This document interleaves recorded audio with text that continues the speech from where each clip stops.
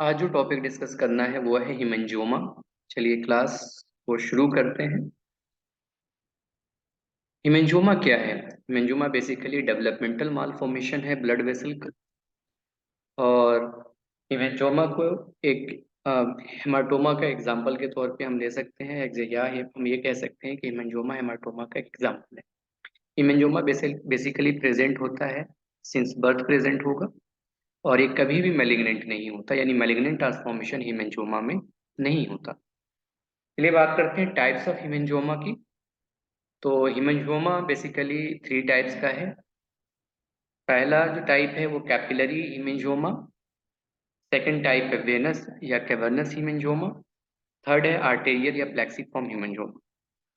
Haemangioma किस structure से arise होगा, यानी ब्लड वेसल के किस स्ट्रक्चर से अराइज होगा, उसको डिपेंड करेगा कि हिमेंजियोमा किस तरह का है।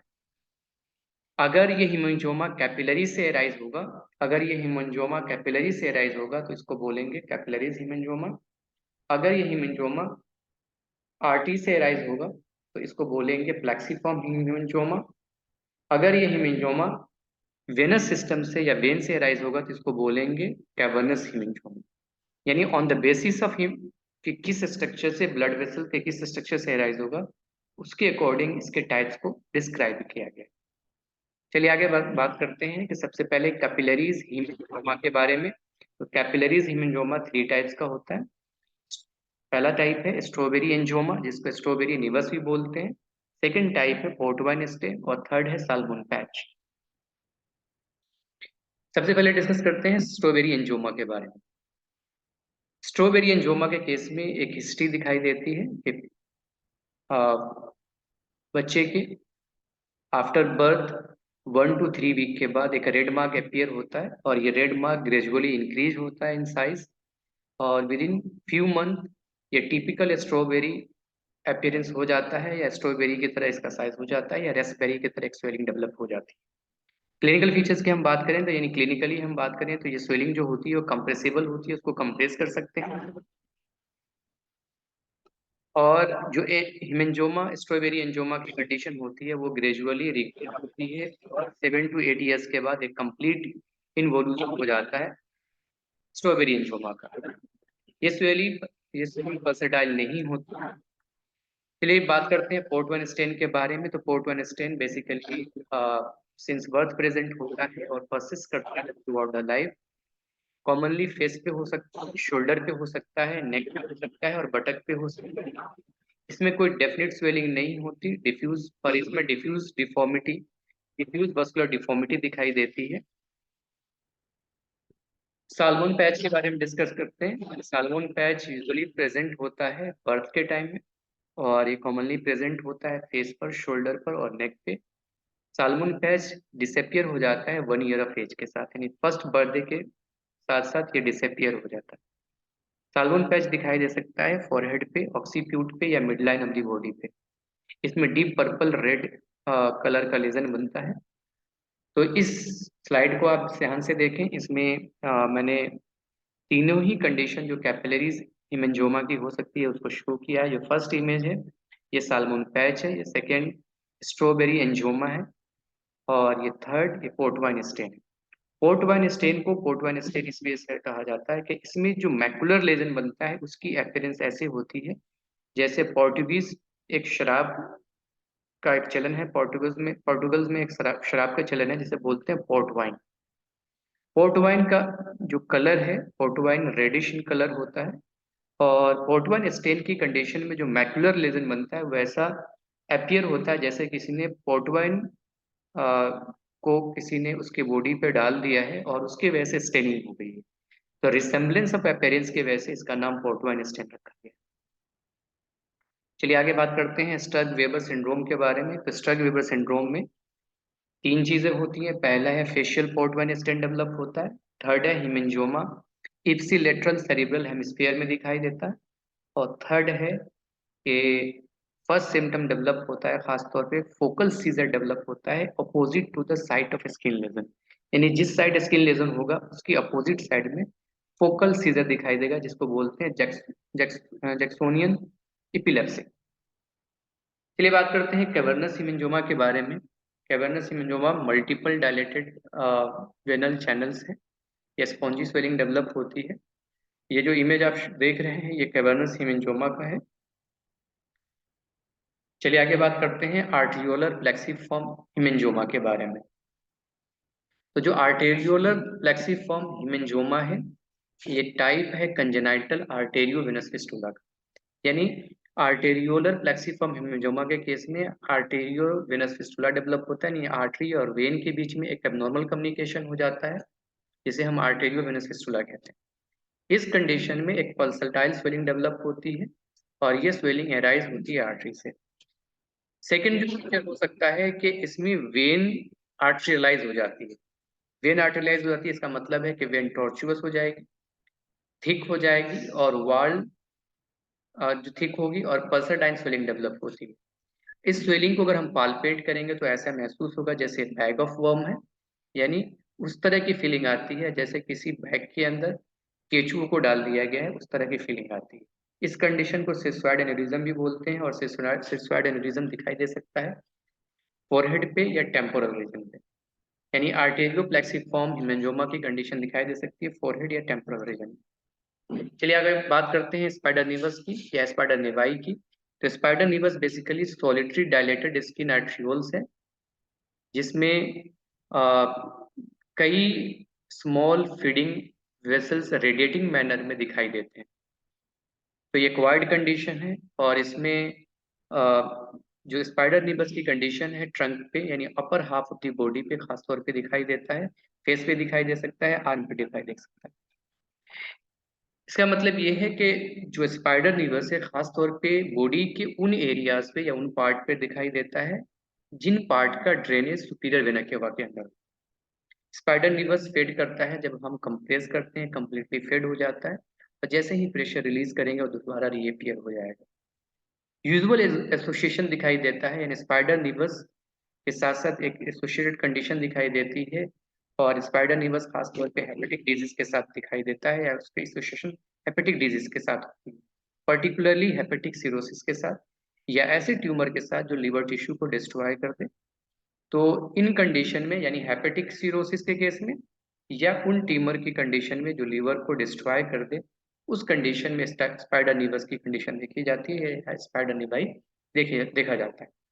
नेक्स्ट उस कंडीशन में स्पाइडर निवस की कंडीशन देखी जा सकती है, यानी ऐसा ट्यूमर हो जो एस्ट्रोजन प्रोड्यूस कर रहा हो, यानी एस्ट्रोजन प्रोड्यूसिंग ट्यूमर की कंडीशन में भी स्पाइडर निवस डेवलप होता है।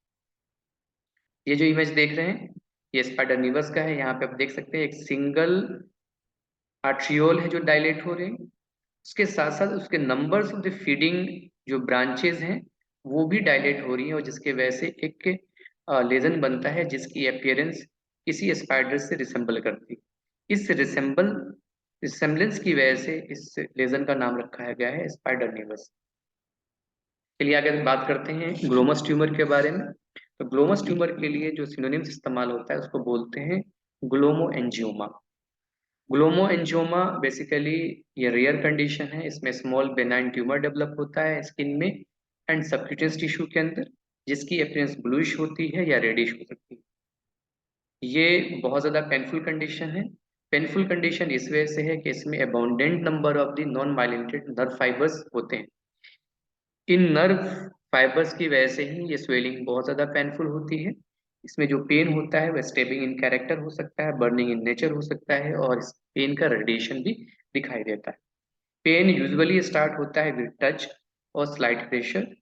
अगर हम बात करेंगे कौन सा साइट सबसे कॉमन है जहां ग्लोमस ट्यूमर दिखाई दे सकता है, और एक क्वेश्चन पूछा भी गया है, तो ग्लोमस ट्यूमर खास तौर पे एक्सट्रीमिटीज के अंदर इसकी ये कंडीशन दिखाई देती है। और एक्सट्रीमिटीज में भी हम बात करेंगे कौन सा कॉमन साइट है, तो उसमें नेल बेड में खास तौर पे ग्लोमस ट्यूमर दिखाई देता है। इसके अलावा जो अदर साइट्स हो सकते हैं palm surface of the flanges वहां दिखाई दे सकता है, या टो फीट के जो टोज है वहां पे ग्लोमस ट्यूमर दिखाई दे सकता है। पर कॉमनेस साइट की अगर हम बात करें, अगर एक ऑप्शन अगर में हमें देना है तो कॉमनेस साइट नेल बेड होगा, नेल बेड पे ग्लोमस ट्यूमर दिखाई देता है। चलिए बात करते हैं लिम्फेंजियोमा के बारे में। तो लिम्फेंजियोमा बेसिकली एक कंजेनाइटल कंडीशन है और इस लिम्फेंजोमा के केस में एक डायलेटेड लिम्फ सैक या उसके क्लस्टर्स डेवलप हो जाते हैं, लोकलाइज क्लस्टर डेवलप होता है डायलेटेड लिम्फ सैक का स्किन के अंदर और सबनेस टिश्यू के अंदर। और ये डायलेटेड लिम्फ सैक इस वजह से अपीयर होता है कि इन लिम्फ सैक का डायरेक्ट कंटिन्यूएशन नहीं होता लिम्फेटिक सिस्टम से, या ये लिम्फेटिक सिस्टम से कटे हुए होते हैं, इसी वजह से इनमें एक डायलेटेड लिम्फ सैक जैसी अपीयरेंस हो जाती है जिसको बोलते हैं लिम्फेंजोमा। टाइप्स की अगर हम बात करें तो लिम्फेंजोमा के दो टाइप्स हैं, सुपरफिशियल वेरिएंट और दूसरा है डीप वेरिएंट। नेक्स्ट बात करते हैं न्यूरोलेमोमा के बारे में। न्यूरोलेमोमा के लिए बेसिकली आपको जानने की जरूरत है कि इसका सिनोनिम्स क्या इस्तेमाल होता है। तो न्यूरोलेमोमा को श्वेनोमा भी बोलते हैं। आगे बात करेंगे टेरोटोमा के बारे में। तो टेरोटोमा बेसिकली एक ट्यूमर है जो खासतौर पे टोटी पोटेंशियल सेल से एराइज होगा। एक और कंडीशन इसको बोलते हैं टेरेटोमेटस डर्मोइड। तो टेरेटोमेटस डर्मोइड खासतौर पे दिखाई दे सकता है ओवरी के अंदर, टेस्टिस के अंदर, सुपीरियर मेडिस्टिनम में दिखाई दे सकता है, रेट्रोपेरिटोनियम में दिखाई दे सकता है, या प्री सेक्रल एरिया के अंदर। टेरेटोमेटस डर्मोइड इसमें मैलिग्नेंट चेंजेस हो सकते हैं, यानी मैलिग्नेंट चेंजेस अपीयर हो सकता है after the time, with the time ये इसमें मैलिग्नेंट ट्रांसफॉर्मेशन हो सकता है। इस तरह के डर्मोइड में खासतौर पे हेयर प्रेजेंट हो सकता है, टीथ प्रेजेंट हो सकता है, मसल प्रेजेंट हो सकता है, या ग्लैंड टिश्यू भी प्रेजेंट हो सकता है। एक कंडीशन है जिसको बोलते हैं सैक्रोकॉक्सिजियल टेरेटोमा। सैक्रोकॉक्सिजियल टेरेटोमा बेसिकली फीटस में डेवलप होता है, इसी वजह से इस कंडीशन को फीटस इन फीटू भी बोलते हैं। चलिए बात करते हैं ऐसे ट्यूमर्स की जो हार्मोन सिक्रिएट कर सकते हैं। तो अगर tumour isolate cells of pancreas के अंदर होगा, उसके नतीजे में हार्मोनल सिक्रेशन बढ़ेगा। ऐसे ही क्रोमोसाइटोमा है, इस कंडीशन में हार्मोनल सिक्रेशन बढ़ेगा। अगर ट्यूमर एड्रिनल कॉर्टेक्स में होगा, उस कंडीशन में जिसे एडिनोमा बोलेंगे, नहीं एडिनोमा अगर एड्रिनल कॉर्टेक्स में डेवलप होता है, उस कंडीशन में भी हार्मोनल सिक्रेशन बढ़ेगा। और इस हार्मोनल सिक्रेशन के नतीजे में कुशिंग सिंड्रोम हो सकता है, कॉन्स सिंड्रोम हो सकता है, या एड्रिनोजेनाइटल सिंड्रोम भी डेवलप हो सकता है। पहले बात करते हैं एक और कंडीशन की जिसको बोलते हैं डर्मोइड सिस्ट। और डर्मोइड सिस्ट की हम बात करें तो इस कंडीशन में एक सिस्टिक स्वेलिंग डेवलप होती है जिसमें पल्टेसियस मटेरियल फील्ड होता है। अगर अब डर्मोइड सिस्ट की हम बात करें कि कौन सा साइट है जहां डर्मोइड सिस्ट ज्यादा देखा जाता है, तो dermoid cyst basically mid line of the body या line of fusion of embryonic process पे दिखाई देता है। अगर हम इसके एग्जाम्पल की हम बात करें तो डर्मोइड सिस्ट दिखाई दे सकता है आउटर कैंथस ऑफ द आई, जहां फ्यूजन होता है फ्रंटो नेजल प्रोसेस का विद मैक्सिलरी प्रोसेस, यानी आउटर कैंथस ऑफ द आई जो कॉमनेस्ट साइट है डर्मोइड सिस्ट का या सिक्वेस्ट्रेशन डर्मोइड का। और ये आउटर कैंथस ऑफ द आई पे इस वजह से अपीयर होता है कि यहाँ फ्यूजन है, लाइन ऑफ फ्यूजन है between fronto nasal process and maxillary process. Next जो डर्मोइड सिस्ट दिखाई दे सकती है, सेक्वेस्ट्रेशन डर्मोइड दिखाई सकता है पोस्ट ऑरिकुलर एरिया के अंदर, यानी बिहाइंड द ईयर दिखाई दे सकता है। यहाँ फ्यूजन होता है मेसोडर्मा हिलोक्स के साथ विद पिन्ना, यानी मेसोडर्मा हिलोक्स का जो फ्यूजन होगा पिन्ना के साथ, और ये लाइन ऑफ फ्यूजन है, इसी वजह से यहाँ भी डर्मोइड दिखाई दे सकता है जिसको बोलते हैं पोस्ट ऑरिकुलर डर्मोइड।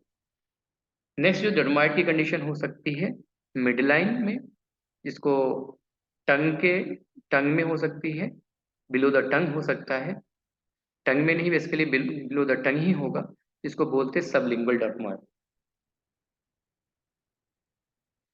चलिए अब बात करेंगे उन स्वेलिंग्स की जो डिग्लूटेशन के साथ मूव कर सकती है। तो बहुत सारी स्वेलिंग ऐसी हैं जो डिग्लूटेशन के साथ मूव करती है। तो वो स्वेलिंग जो ट्रेकिया के साथ या लैरिंग्स के साथ अटैच्ड है, फिक्स्ड है, वो स्वेलिंग विद डिग्लूटेशन मूव करेगी। तो कई बार क्वेश्चन पूछा जा सकता है कि इनमें से कौन सी स्वेलिंग है जो डिग्लूटेशन के साथ मूव कर सकती है, या ये हो सकता है इनमें से कौन सी स्वेलिंग है जो डिग्लूटेशन के साथ नहीं मूव करेगी। चलिए हम बात करते हैं कि कौन सी स्वेलिंग है जो डिग्लूटेशन के साथ मूव करेगी। उसमें पहली स्वेलिंग है थायराइड स्वेलिंग, दूसरी है थायरोग्लोसल सिस्ट, थर्ड है सब हैवार्ड बर्साइटिस, और फोर्थ है प्री और पैराटेरिकल लिम्फ नोड इनलार्जमेंट। तो ये स्वेलिंग, चूंकि इन स्वेलिंग का अटैचमेंट लैरिंक्स के साथ होता है या इन स्वेलिंग का अटैचमेंट ट्रेकिया के साथ होता है, इसी वजह से ड्यूरिंग मूवमेंट स्वेलिंग मूव करती है। चलिए अगर हम आगे बात करते हैं ऐसी स्वेलिंग के साथ जो प्रोट्रूजन ऑफ द ट्रंक के साथ मूव करती है, तो थायरोग्लोसल सिस्ट, इसका एग्जांपल थायरोग्लोसल सिस्ट है, जो प्रोट्रूजन ऑफ द टंग के साथ अपवर्ड मूव करती है। इसके साथ साथ एक इंटीमेट रिलेशन दिखाई देता है थायरोग्लोसल ट्रैक का। क्लास यहीं पे एंड करता हूँ, आगे नेक्स्ट टॉपिक से कंटिन्यू करेंगे। तब तक के लिए अल्लाह हाफिज, अपना ख्याल रखिए।